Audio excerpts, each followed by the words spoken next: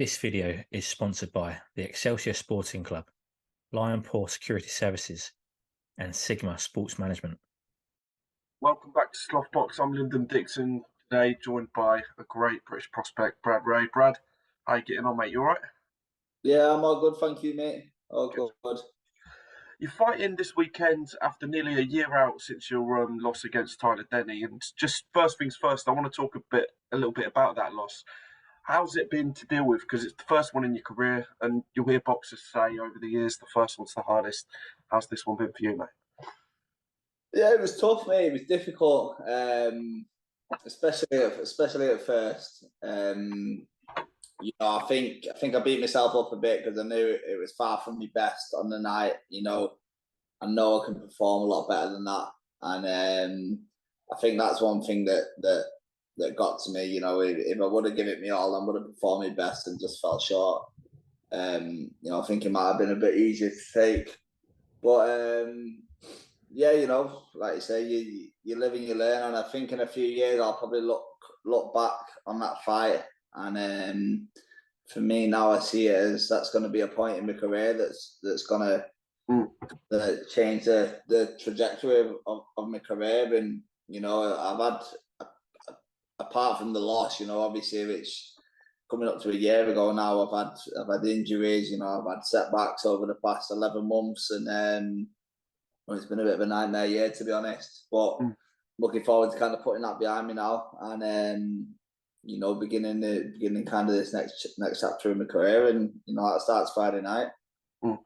Well, you mentioned it there, injuries and setbacks. In my opinion, you're one of the unluckiest fighters in the country this last year. I mean, you're supposed to fight in the summer, and then injuries just pushed it back. Talk to me a little bit about the injuries and how you've come past them.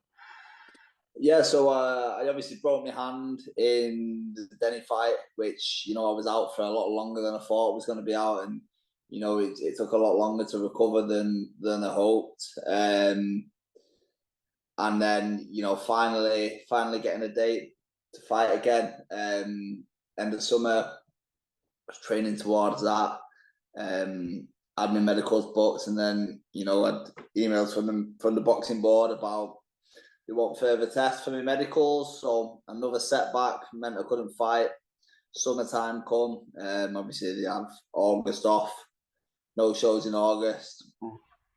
Come back after August, and I'm at a new gym now, new coach, change of location. I've picked up, set off to Blackpool on my own, and like I say, I think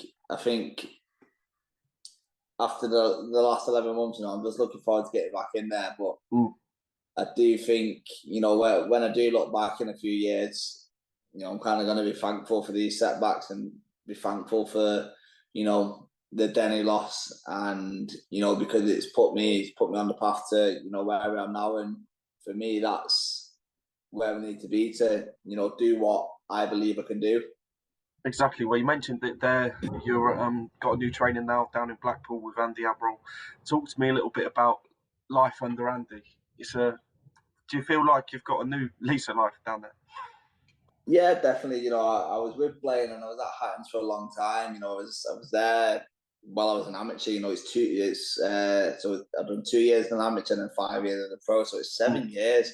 It's a long time, and with the loss, I do think, I wasn't probably, I hold my hands up when I was in the gym, with the injuries and with the setbacks. My head probably wasn't on it. And since I've been down here, I feel like I've got that love for boxing back. And I'm in the shower thinking about boxing. I'm driving the car thinking about boxing, and I'm sitting at home. I'm boxing mad me. I used to every day.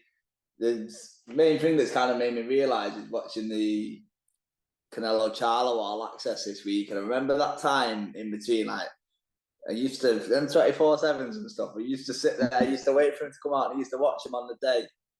And like the last, I've not watched big fights, I've not been watching the All Access, and every day they've come out over the past few weeks, I've had it on, and I can tell I've got the bug back. and I think that's something, I've missed over the last bit of time. I've been out of the ring, but I'm glad to have that feeling again. It feels good. Well, that's the thing, mate. It's so happy. I'm so happy to hear that, and you're so close now. Fighting Saturday, isn't it? Friday. Yeah, Friday. Well, you're out in Liverpool. How much does it mean to you to get back? And is this sort of to get the ring rust off and then hopefully back on a big show towards the end of the year or the new year? Yeah, mate, I can't wait. I honestly can't wait. It's been like you say, by the time I'm in the ring, it's 11 months. It's a long time. It's a long time, and I know I am going to be a little bit rusty. I am working with a new coach, and one thing I've said to Andy is, when I get back in these big fights on the big platforms, I want to be ready for them big fights. I want it, on my terms. I don't want to jumping into fights or forced into opportunities. Like, it's very different, the style of training that I'm doing now, and the style Andy wants me boxing is different. And it's gonna take some time to adapt. I'm on a VIP show on Friday. I'm on a small hall show, and it'll just give me a chance to kind of work on things kind of away from, all the publicity and the big platform. And we've said, see how things go weekend, and we'll discuss what's the next step is. But if we need another fight on a small hall show, I'm happy. I'm happy to do that. Trust Andy, and whatever he says goes, and completely see the angle he's coming from. But yeah, we'll see Friday night. We'll see how things go. But I'm just looking forward to getting back in there. I really can't wait. You tweeted the other day that the hard work's nearly over and it's time to get my career back on track. I mean, when you mentioned there, come Friday, it'll be pretty much 11 months since you've been out. Now you've had the time out, have you thought about what you want out of boxing? Because it just shows that a loss and an injury, the next thing you know, a year's gone. Has it made you think about, I really want to make the most of this? Yeah, 100%. It's a very short career, boxing. It's a very short career, and I think with me, I've always had the mentality of, I train hard in the gym, and not many train as hard as me, and then in between the fights, not many eat like me, not many drink like me, not many fight, and it's a short career, and I think I've realised I'm going to have to make them sacrifices a little bit more. I want to be active. I want to, get back in these big fights as soon as possible. And every boxer needs a little blowout after a fight, pizza or a beer or whatever. But just not taking it to the extreme. And I think, like I say, I've moved out. I've got myself a little apartment on my own in Blackpool. I'm away from distractions and keeping my head down. And I just think it's really going to help with that side of things. After the fight, I'll say it every fight, but I can't wait to get back in the gym already. I'm already thinking about getting back in the gym after the fight, and that's the mentality that I know I need now. And I think I'm prepared to do that. I think I'm at that point in my career where I've hit an age and matured a little bit. I've looked back at the mistakes that I've made, and I think I'm ready to do that now. But it's down to me. Well, talk to me a little bit about the plan for next year. I mean, this year's nearly out. Who knows? We might see you out again before the year's out. But 2024 is a big year for Brad Ray. Talk to me about what the plans are. Is it to get back on Sky, not as quickly as you can, but hitting them regular slots, or what is the plan? You tell me. Yeah, definitely something my manager says. I've got 2 fights left with Sky on my contract, and I'm good. Like I say, when I'm ready, get back in a decent fight, and I know that people are going to be overlooking me. I know that I'm going to be an easy target for people. I know that people are going to watch the Denny fight and think, right, we'll beat him, and then that gives us our foot in the door then. Or, or they might try and throw me in with someone where I'm supposed to get beat or whatever. And, please, I want people to do that. I want people to watch that fight. I want people to watch the Denny fight and write me off and think I'm gonna be an easy win. You know, I dare you, because like I'm gonna be like different fighter coming back this year. Really, I'm and I can't wait. But like you say, it's gonna take a bit of time. It's gonna take a bit of time. And I'm prepared to kind of put the work in. You know, I'm prepared to give the time away from kind of the spotlight, and for that reason, when I come back, you know, I'm going to be ready, and I want to surprise a few people. Well, coming away from yourself a bit, there's a huge fight coming up between Wood and Warrington. It's Nottingham against Leeds, a massive fight in the domestic scene.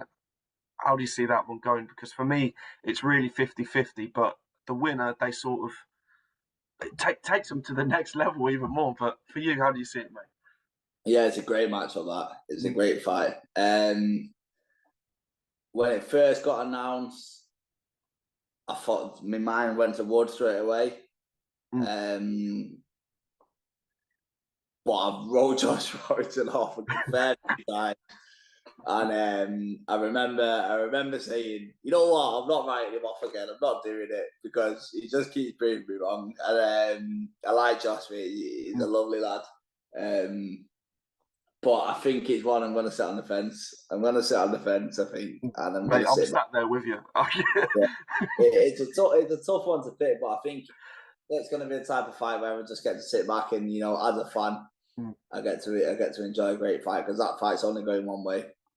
Well, last question from me, mate. It's been a pleasure so far. But we spoke a little bit about it, but tell me, Christmas time, the end of 2024, you're with your family, you're having the blowout, you got the Christmas dinner. What have you done by the end of 2024? I've got titles, mate. I've sat with my turkey and pigeon blankets. I've got English title. I've got, you know what I mean? I'm getting back in the big fights. I'm getting back on the big stage. I'm picking up titles. And like I say, I've proved a lot of people wrong, which for me, more important than any of that. You know, I want all them people that after that last fight that wrote me off, said it was no good, said it was overhyped, whatever. You know, I want them to read the words, and you know that's the plan for the next 12 months. I'm going to show people what I can really do. Well, mate, I can't wait to see it. And like I said, it's been an absolute pleasure. Good luck on Friday night. And I've been Lyndon Dixon. He's been Brad Ray, and we'll see you on the next one. Nice for me, top man. Yes.